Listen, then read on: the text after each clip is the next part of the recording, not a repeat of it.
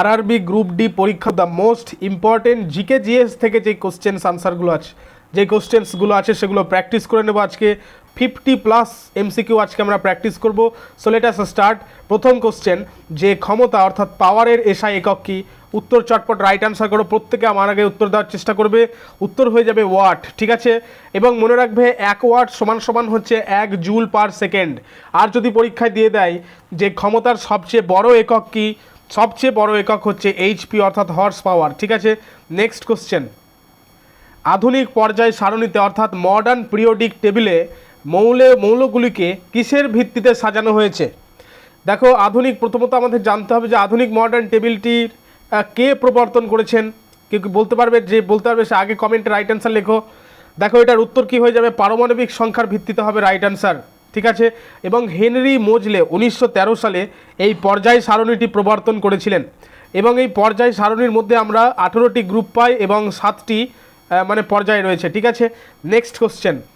So প্রত্যেককে বলবো অবশ্যই কিন্তু লাইক করে দিও আজকের এই গুরুত্বপূর্ণ ক্লাসটিকে। প্রত্যেকের কাছ থেকে কিন্তু লাইক চাই এবং নতুন ছাত্রছাত্রীদের উদ্দেশ্যে বলবো সাবস্ক্রাইব করে নাও। যদি সিরিয়াসলি আরআরবি গ্রুপ ডি এর জন্য প্রিপারেশন নিচ্ছ তোমরা, গুরুত্বপূর্ণ ক্লাসটিকে তোমাদের জন্য বলবো হোয়াটসঅ্যাপ চ্যানেল কিন্তু খুলে দেওয়া হয়েছে অলরেডি। বহু ছাত্রছাত্রী ডেলি জিকে কুইজ প্র্যাকটিস করছে। যে থিওরিগুলো প্রয়োজন পড়ার জন্য আরআরবি গ্রুপ ডি চাকরি সংক্রান্ত রিলেটেড সব কিছু কিন্তু সেখানে দিয়ে দেওয়া হচ্ছে। হোয়াটসঅ্যাপ চ্যানেলের লিঙ্ক কমেন্টে পিন করে দেওয়া হয়েছে, ভিডিওর ডেসক্রিপশানও পেয়ে যাবে, ঠিক আছে? সো হোয়াটসঅ্যাপ চ্যানেল জয়েন করে নোটিফিকেশান অল করে দিই। নেক্সট কোশ্চেন দেখো, যে রক্তের পিএইচের মান কত? রক্তের পিএইচের মান জানার আগে আমাদের জানতে হবে যে পিএইচ কথাটির পূর্ণ রূপ কী, অর্থাৎ পিএইচের ফুল ফর্ম কী। চটপট রাইট অ্যান্সার কমেন্টে লিখো তোমরা। দেখো, পিএইচের পুরো নাম হচ্ছে পোটেনশিয়াল অফ হাইড্রোজেন, ঠিক আছে? মানুষের রক্ত যেহেতু সামান্য ক্ষারীয় প্রকৃতির, অর্থাৎ এক্ষেত্রে মনে রাখতে হবে যে পিএইচের স্কেলের মান যদি 7-এর কম হয় তাহলে আম্লিক, যদি 7-এর বেশি হয় তাহলে একটু ক্ষারীয়। যেহেতু একটু ক্ষারীয় সেহেতু উত্তর হবে 7.4, ঠিক আছে? রাইট অ্যান্সার হয়ে গেল। নেক্সট কোশ্চেন, গাড়ির রিয়ার ভিউ মিরর হিসেবে কোন দর্পণ ব্যবহার করা হয়? ভেরি ইম্পর্টেন্ট কোশ্চেন এটা আরআরবি গ্রুপ ডি পরীক্ষার জন্য। দেখো, উত্তর হয়ে যাবে এটার উত্তল দর্পণ, ঠিক আছে? অর্থাৎ যেটাকে বলা হয় কনভেক্স মিরর, উত্তল দর্পণ। তো উত্তল দর্পণ বড় এলাকা জুড়ে বিস্তৃত বস্তু, ছোট ও সোজা প্রতিবিম্ব তৈরি করতে পারে, যা ড্রাইভারকে পেছনে দেখতে সাহায্য করে। তোমরা নিজেরাও ফলো করেছো, ঠিক আছে? তো সেটা হচ্ছে কি উত্তল মিরর, অর্থাৎ মানে উত্তল দর্পণ অর্থাৎ convex mirror. Next question, power house of cell অর্থাৎ কোষের শক্তিঘর কাকে বলা হয়? কোষের শক্তিঘর বলা হয় কাকে? মাইটোকন্ড্রিয়াকে বলা হয় কোষের শক্তিঘর, ঠিক আছে? মাইটোকন্ড্রিয়া, এটিপি তৈরি হয় মাইটোকন্ড্রিয়াতে। কি তৈরি হয়? এটিপি। এটিপির প্রোনাম কি? অ্যাডিনোসিন ট্রাইফসফেট, ঠিক আছে? এবং এই মাইটোকন্ড্রিয়া এখনই বললাম যে power house of the cell, অর্থাৎ কোষের শক্তির প্রধান উৎসই হলো মাইটোকন্ড্রিয়া। তাছাড়াও জেনে রাখবে যদি পরীক্ষায় দেয় যে সুইসাইড ব্যাগ অর্থাৎ আত্মঘাতী থলি কাকে বলা হয়? লাইসোজোমকে বলা হয় আত্মঘাতী থলি, ঠিক আছে? নেক্সট কোশ্চেন, ভিটামিন সি এর রাসায়নিক নাম কি? ভিটামিন সি এর রাসায়নিক নাম হচ্ছে অ্যাসকর্বিক অ্যাসিড। এবং এই ভিটামিন সি এর অভাবে কী রোগ হয় বলো তো? তোমরা কমেন্টে রাইট অ্যান্সার করো। ভিটামিন সি এর অভাবে কী রোগ হয়? স্কারভি রোগ হয়, ঠিক আছে? এবং ভিটামিন সি কীরকম ধরনের ফলে বেশি থাকে? টক জাতীয় ফলে কিন্তু ভিটামিন সি বেশি থাকে, প্রচুর পরিমাণে থাকে আর কি। নেক্সট কোশ্চেন চলে যাব, কোন হরমোনকে আপৎকালীন হরমোন বা লড়াই অথবা মানে পলায়ন হরমোন পরীক্ষায় কিন্তু দিয়ে দিতে পারে? লড়াই অথবা পলায়ন হরমোন, আপৎকালীন হরমোন, মানে কোন হরমোনকে বলা হয়? উত্তর হয়ে যাবে, দেখো, এটার অ্যাড্রিনালিন হরমোন, ঠিক আছে? আমরা প্রিভিয়াস ক্লাসে প্র্যাকটিস করেছি অ্যাড্রিনালিন হরমোন। এবং এই অ্যাড্রিনাল গ্রন্থি থেকে কিন্তু নিঃসৃত হয় অ্যাড্রিনালিন হরমোন।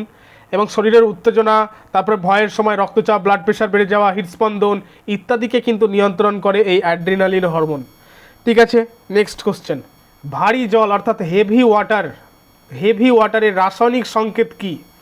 হেভি ওয়াটার অর্থাৎ ভারী জলের রাসায়নিক সংকেত কি? ভেরি ইম্পর্টেন্ট কোশ্চেন কিন্তু।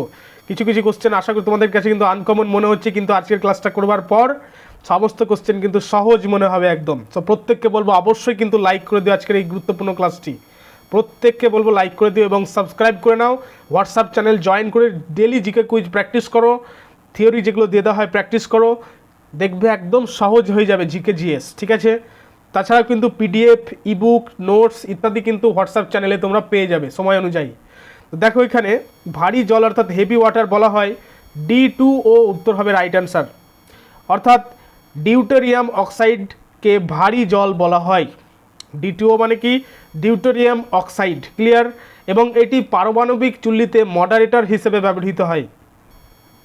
এসআই পদ্ধতিতে রোধ অর্থাৎ রেজিস্ট্যান্স, এসআই পদ্ধতিতে রোধের একক কি বলতো? রোধের একক কি এসআই পদ্ধতিতে? ভালো করে অপশন দেখো, উত্তর হয়ে যাবে ওহম। ঠিক আছে, ওহম হয়ে যাবে কিন্তু এটার রাইট অ্যান্সার, ওহম। তো ওহমের সূত্রটি কি তোমরা কি বলতে পারবে? ওহমের সূত্র হচ্ছে V = IR, মানে কি বিভব প্রভেদ সমান সমান প্রবাহ মাত্রা ইন্টু রোধ মানে রেজিস্ট্যান্স। ঠিক আছে। ব্রোঞ্জ কোন কোন ধাতুর সংকর? চটপট রাইট অ্যান্সার করো কমেন্টে। তো দেখো এখানে যে তামা দস্তা মিশিয়ে কিন্তু মানে পিতল তৈরি হয়, ব্রাশ তৈরি হয়, আর তামা টিন মিশিয়ে ব্রোঞ্জ তৈরি হয়। ঠিক আছে, প্রত্যেকের কাছে ক্লিয়ার। নেক্সট কোশ্চেন দেখো, মানবদেহের দীর্ঘতম হাড় কোনটি? প্রিভিয়াস ক্লাসে বহুবার প্র্যাকটিস করেছি, উত্তর হয়ে যাবে ফিমার। ফিমার হচ্ছে উরুর হাড় এবং দীর্ঘতম হাড়। ঠিক আছে, এবং ক্ষুদ্রতম হাড়ের নাম কি, মানে সবচেয়ে ছোট হাড় হচ্ছে কানের স্টেপিস হাড়, ইনকাস মেলিয়াস স্টেপিস। বারবারই আমি বলি হাড়ের কথা, যখনই বলি ইনকাস মেলিয়াস স্টেপিস, কানের 3টে ছোট ছোট হাড় আছে, ভেরি ইম্পর্টেন্ট, জেনে রাখতে হবে, তোমাদের পরীক্ষায় আসবে। তাছাড়াও শিশুদের শরীরে কটি হাড় থাকে তোমরা কমেন্টে লিখে জানাবে। আর আমাদের শরীরে আমরা তো জানি যে 206টি হাড় থাকে, শিশুদের শরীরে কটি হাড় থাকে টোটাল, অবশ্যই কমেন্ট করে জানাও। নেক্সট কোশ্চেন দেখো, যে আল্ট্রাসনিক অর্থাৎ শব্দোত্তর যাকে বলা হয়, তো আল্ট্রাসনিক শব্দের কম্পাঙ্ক কত? উত্তর হবে 20,000 হার্টসেরও বেশি, অপশন নাম্বার সি। ঠিক আছে, আর বলতো মানুষের শ্রবণযোগ্য শব্দের মানে কম্পাঙ্ক কত, মানে কত হার্টস পর্যন্ত হাইয়েস্ট মানুষের শ্রবণযোগ্য? 20 থেকে 20 হার্টস। এই যে অপশন নাম্বার বি এ যেটা লেখা আছে 20 থেকে 20 হার্টস, 20,000 হার্টস, তো এটা হচ্ছে মানুষের শ্রবণযোগ্য শব্দ। ঠিক আছে, 20,000 হার্টস পর্যন্ত হাইয়েস্ট। আর বাদুড় মনে রাখবে, ব্যাট মানে বাদুড়, বাদুড় কিন্তু শব্দোত্তর শব্দ ব্যবহার করে চলাচল করে সবসময়। ঠিক আছে, মানে আল্ট্রাসনিক শব্দ ব্যবহার করে চলাচল করে। দেখো ইলেকট্রিক বাল্বে ফিলামেন্ট থাকে আমরা জানি, তো সেই ফিলামেন্টটি কিসের তৈরি হয়? ফিলামেন্টটি তৈরি হয় টাংস্টেনের। ঠিক আছে, এবং কেন? কারণ টাংস্টেনের গলনাঙ্ক খুব বেশি, এই কারণে উচ্চ তাপমাত্রাতেও গলে যায় না। আর এই টাংস্টেনের মানে সংকেত কি? টাংস্টেনের সংকেত হচ্ছে ডাব্লু। ঠিক আছে, মনে রাখবে কিন্তু। তো যাই হোক, ডিটেলস কিন্তু বলে দেওয়া হলো, প্রত্যেকে কমেন্ট করে জানাবে যে আমরা প্র্যাকটিস করছি, প্লাস হচ্ছে রেফারেল ডিসকাশনে বহু ইনফরমেশান অন শর্ট যেগুলো আমাদের মনে রাখা প্রয়োজন অনলাইনের, সেগুলো কিন্তু আমরা জানছি। ঠিক আছে, তো কেমন মনে হচ্ছে আজকের ক্লাসটি অবশ্যই কমেন্টে তোমরা প্রত্যেকে জানাবে, ক্লিয়ার। আর প্রত্যেককে বলবো অবশ্যই কিন্তু লাইক করে দিও, আর হাইপ করে দিও লাইক করার পর। সাবস্ক্রাইব করে নাও, নতুন ছাত্রছাত্রীর উদ্দেশ্যে বলবো if you are seriously preparing for RRB group D, এবং হোয়াটসঅ্যাপ চ্যানেল জয়েন করে নাও। নেক্সট কোশ্চেন, মেন্ডেলিফের পর্যায় সারণীতে কতটি পর্যায় ও শ্রেণী ছিল? মেন্ডেলিফের পর্যায় সারণীর কথা বলছি কিন্তু আমি, তখন উত্তর হয়ে যাবে যে 7টি পর্যায় ছিল এবং 8টি শ্রেণী ছিল। ঠিক আছে, এবং মনে রাখবে যে মেন্ডেলিফ পারমাণবিক ভরের ওপর ভিত্তি করে পর্যায় সারণীটি তৈরি করেছিলেন, পরবর্তীকালে কিন্তু এটি সংশোধিত হয়েছে। আমি একটু আগেই তোমাদের প্রথমেই ডিসকাশন করেছি মডার্ন পিরিয়ডিক টেবিলের ওপর। ঠিক আছে, দেখো কাঁচ কাটার জন্য নিচের কোনটি ব্যবহৃত হয়? আমরা প্রত্যেকেই জানি হীরা দিয়ে কাঁচ কাটে। ঠিক আছে, এবং এই হীরা কি বলতো? হীরাকে বলা হয় পৃথিবীর কঠিনতম প্রাকৃতিক পদার্থ। পৃথিবীর কঠিনতম প্রাকৃতিক পদার্থ হচ্ছে এই হীরা, ক্লিয়ার। এবং কার্বনের একটি রূপভেদ হচ্ছে এই হীরা, হীরা হচ্ছে কার্বনের একটি রূপভেদ, এটাও কিন্তু মনে রাখতে হবে। দেখো ভারতের সংবিধানের জনক কাকে বলা হয়? এই কোশ্চেনটা WBSSC group C group D এর ক্ষেত্রে এসেছিল ডক্টর BR আম্বেদকরকে নিয়ে। হ্যাঁ, ভেরি ইম্পর্ট্যান্ট কোশ্চেন্স। আমরা বারবার বলেছি WBSSC group C group D এর যে ক্লাসগুলো দিয়েছিলাম সেখানেও বলেছিলাম যে যদি ভালো করে তোমরা ক্লাসগুলোকে থরলি ফলো করো, SSC গ্রুপ সি গ্রুপ ডিতে একদম ফুল কমন পেয়ে যাবে। তো সত্যি ফুল কমন এসেছে, একদম গ্রুপ ডিতে তো একদম ফুল কমন। দেখো এখানে যে ভারতের সংবিধানের জনক কাকে বলা হয়? ডক্টর BR আম্বেদকরকে বলা হয়, অর্থাৎ ভীমরাও রামজি আম্বেদকর। তো তিনি খসড়া কমিটির অর্থাৎ ড্রাফটিং কমিটির চেয়ারম্যান ছিলেন। ভারতের সংবিধানের 1950 সালের 26শে জানুয়ারি কার্যকর হয়েছিল। আমরা প্রত্যেকেই জানি যে 1950 সালের 26শে জানুয়ারি ভারতের সংবিধান কার্যকর হয়েছিল। ঠিক আছে, দেখো লোকসভার সদস্য হওয়ার জন্য ন্যূনতম কত বয়স হওয়া প্রয়োজন? কি উত্তর হবে? উত্তর হয়ে যাবে 25 বছর হওয়া প্রয়োজন। ঠিক আছে। তো রাজ্যসভার সদস্য হতে গেলে ন্যূনতম বয়স কত প্রয়োজন বলো তো তাহলে? আমরা তো এটা লোকসভা জানলাম, লোকসভার তো 25 বছর, তাহলে রাজ্যসভার 30 বছর। ক্লিয়ার? 30 বছর। আর যদি রাষ্ট্রপতি হতে যাই তাহলে 35 বছর। সবগুলোই কিন্তু বলে দিলাম তোমাদেরকে, ঠিক আছে। দেখো পানিপথের তৃতীয় যুদ্ধ কত সালে হয়েছিল? পানিপথের তৃতীয় যুদ্ধ হয়েছিল 1761 সালে, 1761 সালে, ঠিক আছে। এবং এই যুদ্ধ কাদের মধ্যে হয়েছিল? মারাঠা এবং আফগান শাসক আহমেদ শাহ আবদালির মধ্যে হয়েছিল। ক্লিয়ার? তাহলে পানিপথের প্রথম যুদ্ধ কাদের মধ্যে হয়েছিল, কত সালে হয়েছিল? এক্ষুনি কমেন্টে জানিয়ে দাও প্রত্যেককে, বলছি এক্ষুনি কিন্তু লিখো উত্তরটি, কারণ আমি প্রিভিয়াস ক্লাসে ডিটেলস পানিপথের প্রথম যুদ্ধ, দ্বিতীয় যুদ্ধ, তৃতীয় যুদ্ধ, SSC group C group D যে ক্লাসগুলো করাচ্ছিলাম, যারা পুরনো ছাত্রছাত্রীরা রয়েছে তারা কিন্তু অবশ্যই এটার আনসার পারবে। কমেন্টে চটপট লেখো উত্তরটি। দেখো ভারতের বৃহত্তম মিষ্টি জলের হ্রদ কোনটি? মিষ্টি জলের হ্রদ হচ্ছে উলার হ্রদ, ঠিক আছে। উলার হ্রদ হচ্ছে মিষ্টি জলের হ্রদ। এবং এই উলার হ্রদ কোথায় অবস্থিত বলো তো? উলার হ্রদ কোথায় অবস্থিত? জম্মু কাশ্মীরে অবস্থিত উলার হ্রদ, ঠিক আছে। এবং যদি বলতো পরীক্ষায় যদি বলা হয় যে ভারতের বৃহত্তম লোনা জলের হ্রদ, তখন উত্তর হয়ে যাবে চিল্কা হ্রদ, ঠিক আছে, চিল্কা হ্রদ। তো এই চিল্কা হ্রদ কোথায় অবস্থিত? উড়িষ্যাতে অবস্থিত। ক্লিয়ার? Next question. তো প্রত্যেককে বলবো অবশ্যই কিন্তু লাইক করে দিও এবং সাবস্ক্রাইব করে নাও, নতুন ছাত্রছাত্রীদের উদ্দেশ্যে বলবো, ঠিক আছে। শেয়ার করে দাও তোমাদের বন্ধুদের কাছে গুরুত্বপূর্ণ আপডেটসটি। আর কমেন্টে লিঙ্ক দেওয়া হয়েছে, ডেসক্রিপশনে লিঙ্ক দেওয়া হয়েছে হোয়াটসঅ্যাপ চ্যানেলের, ক্লিক করে কিন্তু হোয়াটসঅ্যাপ চ্যানেল জয়েন করে নোটিফিকেশন অন করে নাও, ঠিক আছে। Next question. আচ্ছা, তাছাড়াও আরেকটা ছোট্ট কথা বলবো যে যারা ডাব্লিউবিসিএস এর জন্য প্রিপারেশন নিচ্ছ, ডাব্লিউবিসিএস প্রিলিমসের জন্য, স্পেশালি প্রিলিমসের জন্য যারা প্রিপারেশন নিচ্ছ, তাদের ক্ষেত্রে কিন্তু একটি নতুন চ্যানেল খোলা হয়ে গিয়েছে অলরেডি আমাদের। তো তোমরা যারা পুরনো ছাত্রছাত্রী রয়েছে তারা তো অলরেডি জানোই, যারা হোয়াটসঅ্যাপ চ্যানেলের সঙ্গে যুক্ত হয়েছো। তো তোমরা ইউটিউবে যদি সার্চ করো ব্রেনার্স ফার্স্ট ডাব্লিউবিসিএস তাহলে কিন্তু পেয়ে যাবে ডাব্লিউবিসিএস চ্যানেলটি, ঠিক আছে। সেখানে কিন্তু টপিক ওয়াইজ ধরে ধরে আলোচনা করা হয়েছে, ভারতের নদ নদী, তারপরে হচ্ছে আরও বিষয়গুলো রয়েছে। তো আগামী দিনেও কিন্তু বহু ক্লাস আসছে, র্যাপিড রিভিশন আসছে, জিকে প্র্যাকটিস সেট আসছে, রেফারেল ডিসকাশন করা হয়, তো সেগুলো কিন্তু একদম থরলি করা হচ্ছে। তো প্রত্যেককে বলবো জয়েন হয়ে নাও হোয়াটসঅ্যাপ চ্যানেল, সেখানে কিন্তু লিঙ্ক পেয়ে যাবো ডাব্লিউবিসিএস ব্রেনার্স ফার্স্ট ডাব্লিউবিসিএস চ্যানেলের। তাছাড়াও কিন্তু যদি তোমরা ইউটিউবে সার্চ করো ব্রেনার্স ফার্স্ট ডাব্লিউবিসিএস তাহলে কিন্তু পেয়ে যাবে। সো যাই হোক, দেখো পরিকল্পনা কমিশনের অর্থাৎ প্ল্যানিং কমিশনের পরিবর্তে বর্তমানে কোন সংস্থা কাজ করছে বলো তো? বর্তমানে এই প্ল্যানিং কমিশনের পরিবর্তে নীতি আয়োগ কিন্তু কাজ করছে, ঠিক আছে। আর এই নীতি আয়োগের বর্তমান চেয়ারম্যানকে আমাদের পিএম অর্থাৎ prime minister Narendra Modi. Clear? Next question. এবং কত সালে এই নীতি আয়োগ গঠিত হয়েছিল বলো তো? নীতি আয়োগ কত সালে গঠিত হয়েছিল? 2015 সালে গঠিত হয়েছিল। ক্লিয়ার? এবং কোন মাসে? জানুয়ারি মাসে। কত তারিখে? 1 জানুয়ারিতে। Next question. কে প্রথম আজাদ হিন্দ ফৌজ গঠন করেন? প্রথম আজাদ হিন্দ ফৌজ গঠন করেছিলেন ক্যাপ্টেন মোহন সিং, ঠিক আছে। যদিও সুভাষচন্দ্র বসু একে পুনর্গঠন করে জনপ্রিয় করেছিলেন, মানে পপুলারাইজ করেছিলেন, কিন্তু প্রাথমিক ধারণা গঠন ছিল মোহন সিংয়ের। Next question. সূর্য থেকে পৃথিবীতে তাপ কোন পদ্ধতিতে আসে? আমি প্রিভিয়াস ক্লাসে বলেছি বিকিরণ পদ্ধতিতে আসে, যেটাকে ইংরেজিতে বলা হয় রেডিয়েশন।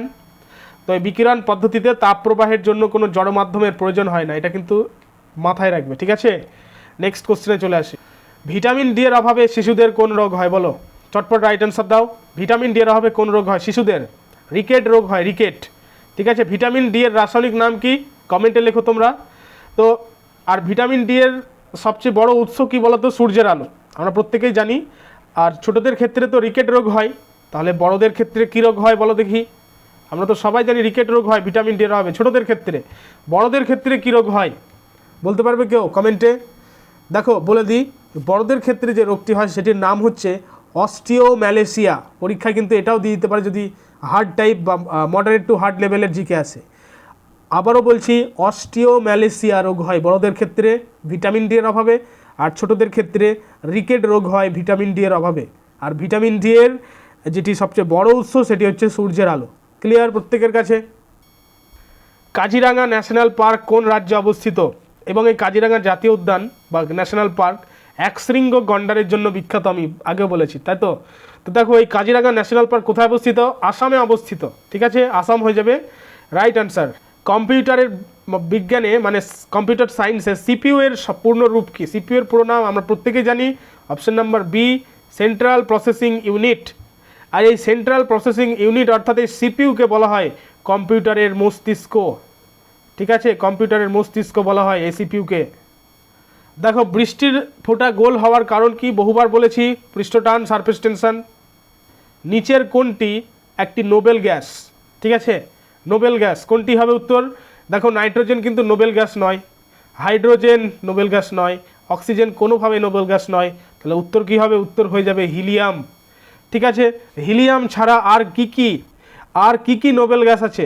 হিলিয়াম আছে, নিয়ন আছে, আর্গন আছে, ক্রিপ্টন আছে, জেনন আছে, রেডন আছে। আর একবার বলে দিই, হিলিয়াম, নিয়ন, আর্গন, ক্রিপ্টন, জেনন, রেডন এগুলো পর্যায় সারণীর 18 নম্বর গ্রুপের নিষ্ক্রিয় গ্যাস। কত নম্বর গ্রুপের নিষ্ক্রিয় গ্যাস? 18 নম্বর গ্রুপের নিষ্ক্রিয় গ্যাস কিন্তু মনে রাখবে। ঠিক আছে, তো যাই হোক সবগুলো নোবেল গ্যাস বলে দেওয়া হলো। নেক্সট কোশ্চেন, প্রত্যেকে কিন্তু কমেন্ট করে বলবে যে কেমন লাগছে আজকের ক্লাসটি, প্রত্যেকের কাছ থেকে কিন্তু আমি ফিডব্যাক চাই। ঠিক আছে, দেখো লোকসভার স্পিকার কার দ্বারা নির্বাচিত হন? লোকসভার স্পিকার লোকসভার সকল সদস্য দ্বারা কিন্তু নির্বাচিত হন। ঠিক আছে, মানে সংখ্যাগরিষ্ঠ ভোটে নির্বাচিত হন। দেখো ভারতের নেপোলিয়ান কাকে বলা হয়? ভারতের নেপোলিয়ান বলা হয় সমুদ্রগুপ্তকে। এবং ভারতের নেপোলিয়ান সমুদ্রগুপ্তকে তো বলা হয় আমরা জানি, তো কে বলেছেন এই কথাটি, অর্থাৎ সমুদ্রগুপ্তকে ভারতের নেপোলিয়ান কে বলেছেন বলো তো? V.A. স্মিথ বলেছেন। ঠিক আছে, V.A. স্মিথ বলেছেন ভারতের নেপোলিয়ান। ডুরান্ড কাপ কোন খেলার সঙ্গে যুক্ত? দেখতেই হবে না, উত্তর হয়ে যাবে ফুটবল খেলার সঙ্গে যুক্ত। এবং এটি হচ্ছে এশিয়ার প্রাচীনতম ফুটবল টুর্নামেন্ট ডুরান্ড কাপ। ঠিক আছে, পর্যায় সারণীর সবচেয়ে হালকা ধাতু কোনটি? সবচেয়ে হালকা ধাতু হচ্ছে লিথিয়াম। লিথিয়ামের সংকেত Li, লিথিয়াম। ঠিক আছে, লিথিয়াম হচ্ছে অ্যাকচুয়ালি পর্যায় সারণীর ক্ষুদ্রতম এবং হালকা ধাতু। ঠিক আছে, এবং রিচার্জেবল ব্যাটারিতে এটি বেশি ব্যবহৃত হয়। কিসে ব্যবহৃত হয় লিথিয়াম? ওই যে আমরা শুনি লিথিয়াম ব্যাটারি, তো লিথিয়াম অ্যাকচুয়ালি রিচার্জেবল ব্যাটারিতে ব্যবহৃত হয়। মানুষের শ্রবণযোগ্য শব্দের কম্পাঙ্কের লিমিট কত? আমরা জানি প্রত্যেকেই, আর একবার বলে দেওয়া হলো 20 থেকে 20,000 হার্টস। ঠিক আছে, 20 থেকে 20,000 হার্টস। সত্যমেব জয়তে কথাটি কোথা থেকে নেওয়া হয়েছে? উত্তর কী হবে? উত্তর হয়ে যাবে মুন্ডক উপনিষদ থেকে নেওয়া হয়েছে সত্যমেব জয়তে কথাটি। ঠিক আছে, এবং এটি হচ্ছে অ্যাকচুয়ালি ভারতের জাতীয় প্রতীকের নিচে খোদাই করা থাকে এই কথাটি, দেখবে। পিতল ও ব্রোঞ্জ উভয়ের মধ্যে মানে কোন উপাদানটি থাকে? উত্তর হবে তামা থাকে দুটোর মধ্যেই। ঠিক আছে, কারণ দেখো কি কারণ তামা আর দস্তা মিশিয়ে কিন্তু তৈরি হয় কি? পিতল তৈরি হয়। আবার তামা ও টিন মিশিয়ে কিন্তু কি তৈরি হয়? ব্রোঞ্জ তৈরি হয়। ঠিক আছে, তো সেই কারণে তামা কিন্তু কমন থাকছে সব ক্ষেত্রেই।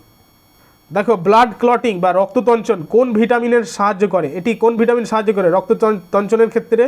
Vitamin K. ঠিক আছে, এবং ভিটামিন কে রাসায়নিক নাম কি? তোমরা কমেন্টে লিখে পাঠাও। আর এই ভিটামিন কের অভাব হলেই কিন্তু ক্ষতস্থান থেকে রক্ত পড়া বন্ধ হয় না।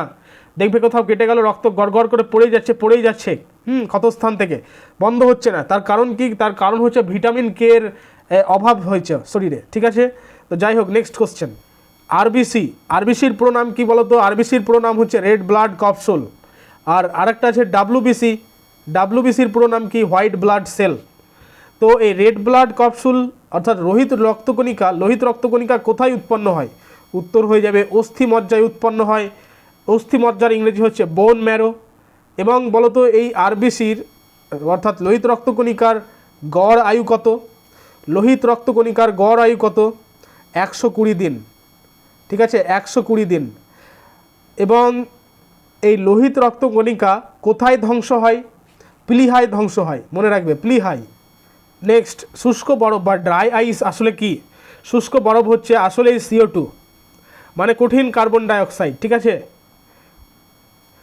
জালিয়ানওয়ালাবাগ হত্যাকাণ্ড কত সালে হয়েছিল? আমি প্রিভিয়াস ক্লাসেও বলেছি তোমাদের এগুলো। 1919 সালে হয়েছিল জালিয়ানওয়ালাবাগের হত্যাকাণ্ড। ঠিক আছে, কোন মাসে হয়েছিল? এপ্রিল মাসে হয়েছিল। এবং কত তারিখে হয়েছিল? 13 তারিখে হয়েছিল। ক্লিয়ার? তো এই নৃশংস ঘটনার প্রতিবাদে কিন্তু রবীন্দ্রনাথ ঠাকুর কী উপাধি ত্যাগ করেছিলেন? নাইট উপাধি ত্যাগ করেছিলেন। এবং গুলি চালানোর নির্দেশ কে দিয়েছিলেন? General Dyer. ঠিক আছে, তো এই জালিয়ানওয়ালাবাগে তারা যে আন্দোলনটি করছিল কিসের প্রতিবাদে করছিল? রাওলাট আইনের প্রতিবাদে করছিল। কত সালে রাওলাট আইন পাস হয়েছিল? 1919 সালে পাস হয়েছিল। রাওলাট আইনে কী বলা হয়েছিল? যে বিনা বিচারে যে কোনো ব্যক্তিকে গ্রেপ্তার করার ক্ষমতা ব্রিটিশদের হাতে দেওয়া হলো। এই আইনের প্রতিবাদেই কিন্তু এখানে আন্দোলন চলছিল এবং আন্দোলন চলাকালীন অর্থাৎ 1919 সালে 13 এপ্রিল জালিয়ানওয়ালাবাগে অর্থাৎ পাঞ্জাবের অমৃতসর শহরে, ঠিক আছে, 1919 সালে 13 এপ্রিল জেনারেল ডায়ার গুলি চালানোর নির্দেশ দিয়েছিল এবং এটি ছিল একটি নৃশংস ঘটনা, তোমরা জানো ইতিহাসে, তো সেদিকে আর যাচ্ছি না। তো যাই হোক, নেক্সট কোশ্চেনে চলে আসি। দেখো, হ্যালোজেন মৌলগুলি পর্যায় সারণীর কোন গ্রুপে অবস্থিত? হ্যালোজেন মৌলগুলো পর্যায় সারণীর 17 গ্রুপে অবস্থিত, 17 নম্বর গ্রুপে, ঠিক আছে। তাহলে হ্যালোজেন মৌলগুলো কী কী? যেমন ধরো ফ্লোরিন, ক্লোরিন, তারপর হচ্ছে ব্রোমিন, আয়োডিন, ঠিক আছে। তোমরা যদি পর্যায় সারণী ফলো করো তাহলে এই বিষয়গুলো দেখতে পাবে। নেক্সট কোশ্চেন, দেখো, মানুষের বৈজ্ঞানিক নাম কি? মানুষের বৈজ্ঞানিক নাম আমরা প্রত্যেকেই জানি হোমো সাপিয়েন্স, ঠিক আছে। এর মধ্যে দেখো হোমো কিন্তু গণ, দুটো বিষয় আছে এই বৈজ্ঞানিক নামে, দুটো বিষয় আছে, একটা হচ্ছে গণ আর একটা হচ্ছে প্রজাতি, ঠিক আছে। পরীক্ষায় যদি দিয়ে দেয় যে এই হোমো সাপিয়েন্সের মধ্যে হোমোটা কি, হোমো হচ্ছে গণ, স্যাপিয়েন্স হচ্ছে প্রজাতি। যদি দিদি তো টাইগেরা মানে বাঘের বিজ্ঞানসম্মত নাম কি? প্যান্থেরা টাইগ্রিস, তাহলে প্যান্থেরা হচ্ছে গণ, টাইগ্রিস হচ্ছে প্রজাতি, ঠিক আছে।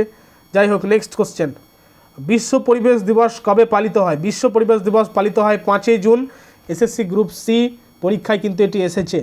তাছাড়াও আমরা ক্লাসে চলাকালীনও বলে দিয়েছিলাম যেটা ভেরি ইম্পর্ট্যান্ট কোশ্চেন পরীক্ষার জন্য, হুবহু কমন এসেছে, একদম ফুল কমন এসেছে, ছাত্ররা একদম আনন্দিত, পুরো জিকেতে ফুল কমন। তো সেই কারণেই বলবো তোমাদের আরআরবি গ্রুপ ডি পরীক্ষার জন্য দ্য বেস্ট প্রিপারেশান নিতে অবশ্যই কিন্তু চ্যানেলের সঙ্গে থাকতে হবে। তোমাদের সাবস্ক্রাইব করে নাও, লাইক করে দাও, বন্ধুদের কাছে শেয়ার করে দাও এই গুরুত্বপূর্ণ চ্যানেলটিকে, ঠিক আছে। এবং হোয়াটসঅ্যাপ চ্যানেল জয়েন করে ডেইলি জিকে কুইজ প্র্যাকটিস করো, লিঙ্ক কমেন্টে দিয়ে দেওয়া হয়েছে, ডেসক্রিপশানেও কিন্তু দিয়ে দেওয়া হয়েছে। নেক্সট কোশ্চেন, আলোর প্রতিসরণের সময় কোন বৈশিষ্ট্যটি প্রতিসরণের সময় কোন বৈশিষ্ট্যটি পরিবর্তিত হয় না বলেছে। উত্তর কী হবে? উত্তর হয়ে যাবে কম্পাঙ্ক, যেটাকে কী বলা হয়? ফ্রিকোয়েন্সি বলা হয়। অর্থাৎ এক মাধ্যম থেকে অন্য মাধ্যমে আলো গেলে তার বেগ ও তরঙ্গ দৈর্ঘ্য বদলায়, কিন্তু কম্পাঙ্ক একই থাকে। বুঝতে পেরেছো? নিচের কোন ধাতুকে কেরোসিনের নিচে রাখা হয়, মানে কি কেরোসিনে ডুবিয়ে রাখা হয়? কোন ধাতুকে বলো দেখি, কোন ধাতুকে কেরোসিনে রাখা হয়? উত্তর কী হবে? উত্তর হবে সোডিয়াম ধাতুকে, যার সংকেত হচ্ছে Na, ঠিক আছে। তো সোডিয়াম যেহেতু একটি সক্রিয় ধাতু, ঠিক আছে, এবং এটি অর্থাৎ সোডিয়াম বাতাস বা জলের যদি সংস্পর্শে আসে তাহলে কি হয়? আগুন ধরে যেতে পারে। তো সেই কারণেই কিন্তু একে কেরোসিনে ডুবিয়ে রাখা হয়। গ্লুকোমা মানবদেহের কোন অঙ্গের রোগ? এটা কিন্তু বহুবার রিপিট হয় কোশ্চেনটা আরআরবি গ্রুপ ডিতে। গ্লুকোমা হচ্ছে অ্যাকচুয়ালি চোখের রোগ, ঠিক আছে। মানে চোখের ভিতরে চাপ বেড়ে গেলে অপটিক নার্ভ কিন্তু ক্ষতিগ্রস্ত হয়ে যায়, আমরা জানি, এবং এটাকে কিন্তু গ্লুকোমা বলছে। দেখো, বায়ুমণ্ডলে কোন গ্যাসের পরিমাণ সবচেয়ে বেশি? সহজ একটি কোশ্চেন, নাইট্রোজেন হয়ে যাবে রাইট আনসার। কারণ বায়ুমণ্ডলে নাইট্রোজেনের পার্সেন্টেজ হচ্ছে 78%। আর যদি বলা হতো অক্সিজেনের কত? অক্সিজেনের হচ্ছে 21%, ঠিক আছে। নেক্সট কোশ্চেন, ডায়নামো কোন শক্তিতে রূপান্তরিত করে? দেখো, উত্তর হয়ে যাবে যান্ত্রিক শক্তিকে বিদ্যুৎ শক্তিতে রূপান্তরিত করে ডায়নামো, ঠিক আছে। যান্ত্রিক শক্তি থেকে বিদ্যুৎ শক্তিতে রূপান্তরিত করে। লোকসভার প্রথম স্পিকার কে ছিলেন? উত্তর কী হবে বলো তো? অপশন নাম্বার এ অর্থাৎ জি.ভি. মাভালঙ্কর, ঠিক আছে। রক্তচাপ মাপার যন্ত্রের নাম কি? স্ফিগমোম্যানোমিটার। আমি প্রিভিয়াস ক্লাসে বলেছি যে ব্যারোমিটারের মাধ্যমে কি মাপা হয়? বায়ুর চাপ মাপা হয়। থার্মোমিটারের মাধ্যমে তাপমাত্রা মাপা হয়। হাইগ্রোমিটারের মাধ্যমে কি মাপা হয়? বায়ুর আর্দ্রতা মাপা হয়। তো সব কিছু কিন্তু বলে দেওয়া হলো, ঠিক আছে। নেক্সট কোশ্চেন, দেখো, জিপসামের রাসায়নিক সংকেত কি বলো তো? উত্তর কী হবে? জিপসামের রাসায়নিক সংকেতের মধ্যে অপশন নাম্বার বি হয়ে যাবে রাইট আনসার, ঠিক আছে। তো যাই হোক, জিপসামকে গরম করলে কিন্তু প্লাস্টার অফ প্যারিস তৈরি হয়। মানে এই যে অপশানটি দেখতে পাচ্ছ, অপশান নাম্বার এর এটি হচ্ছে অ্যাকচুয়ালি প্লাস্টার অফ প্যারিস, আর এটি হচ্ছে জিপসাম। তো এই জিপসামকে কিন্তু গরম করে এই প্লাস্টার অফ প্যারিস তৈরি করা হয়, ঠিক আছে। কম্পিউটারের অস্থায়ী মেমোরি অর্থাৎ টেম্পোরারি মেমোরি কোনটি বলো তো? Temporary memory. And this is the last question আজকের। সো প্রত্যেককে বলবো অবশ্যই কিন্তু লাইক করে দিও আজকের এই গুরুত্বপূর্ণ ক্লাসটিকে, বন্ধুদের কাছে শেয়ার করে দিও, ঠিক আছে। নতুন ছাত্রছাত্রীদের উদ্দেশ্যে বলবো হোয়াটসঅ্যাপ চ্যানেল ফলো করো, দেখবে প্রিপারেশান দ্য বেস্ট প্রিপারেশান পাবে, তোমরা প্রত্যেকেই পাবে। তো যাই হোক, এখানে ক্লাসটি কনক্লুড করে দেওয়া হলো। তো এটার উত্তর বলে দিই, দেখো কম্পিউটারের যেটা টেম্পোরারি মেমোরি আমরা প্রত্যেকেই জানি র্যাম, র্যান্ডম অ্যাক্সেস মেমোরি। তো র্যামের পুরো নাম কি? মানে আমি এক্ষুনি বললাম র্যান্ডম অ্যাক্সেস মেমোরি। রোমের পুরো নাম কি? Read only memory. এইচডিডির পুরো নাম কি? আর এসডিডির পুরো নাম কি? এই দুটো তোমরা কমেন্টে লিখে পাঠাও, ঠিক আছে। কমেন্টে টাস্ক থাকলো তোমাদের। আর এইচডির ফুল ফর্ম কি অবশ্যই কিন্তু এটাও লিখবে, এইচডির পুরো নাম কি। তারপরে হচ্ছে ইউএইচডি এর পুরো নাম কি। তো এই কয়েকটা প্রশ্নের উত্তর কিন্তু তোমরা কমেন্টে লিখবে, ঠিক আছে। আরেকবার লিখে দিই তোমাদের ভালো করে, এই এইচডিডির পুরো নাম কি, এসডিডির পুরো নাম কি, এইচডির পুরো নাম কি, ইউএইচডি এর পুরো নাম কি। এই কয়েকটা জিনিস কমেন্টে টাস্ক থাকলো তোমাদের। সো যাই হোক, ক্লাস এখানে কনক্লুড করলাম। প্রত্যেকে ফিডব্যাক দিবে যে কেমন লাগলো, অবশ্যই কমেন্ট করে জানাবে প্রত্যেকে যে আমরা আজকে প্র্যাকটিস করলাম। পাশাপাশি কিন্তু বহু রেফারেল ডিসকাশনে আরও যেগুলো জানা প্রয়োজন পরীক্ষার জন্য সেগুলোকেও জানলাম। সো প্রত্যেকে কিন্তু কমেন্ট করবে, ঠিক আছে। Thank you.